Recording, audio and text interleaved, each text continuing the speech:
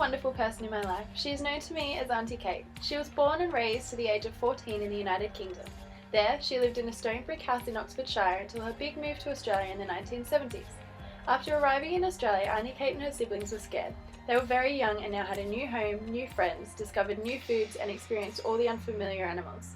When they attended school, they found it very easy to make new friends, some of which they are still in contact with today. Everyone was very welcoming and willing to show Kate the Australian way of life.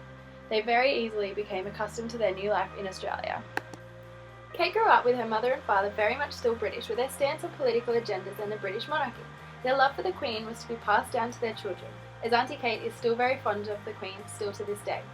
When they moved to Australia, they kept the British tradition of the Sunday roast alive, and every Sunday there would be a family dinner that everyone had to attend. When Auntie Kate's mother invited friends around, there would always be a large range of small cakes, scones, sandwiches and teas provided, which brought out her English heritage. My Auntie Kate loves visiting England, with some of her traits being very much associated with her English heritage. I think she feels very comfortable being around people brought up in the same way as her. Although Australia is home, she always loves her British heritage. British settlers arrived in Australia in January of 1788. It took them 252 days. That's just over 8 whole months.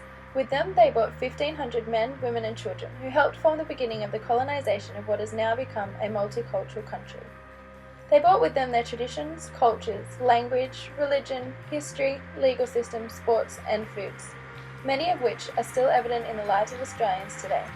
From sports such as cricket, rugby and soccer, to foods such as roast dinners, scones and fish and chips, the British heritage is still very evident.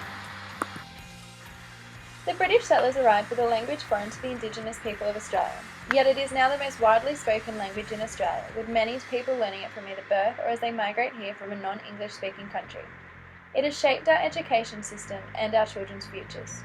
The Australian flag has been designed to incorporate the English Union Jack, which we fly with pride as Australians. Although Australia is an independent country within the Commonwealth, Queen Elizabeth II is considered the Queen of Australia, and she is seen on our money every day. The English heritage has been hugely significant into the development of Australia and its people. It is evident in our everyday lives, from the small things to the bigger things, and I believe it has shaped our country to its wonderful identity of today.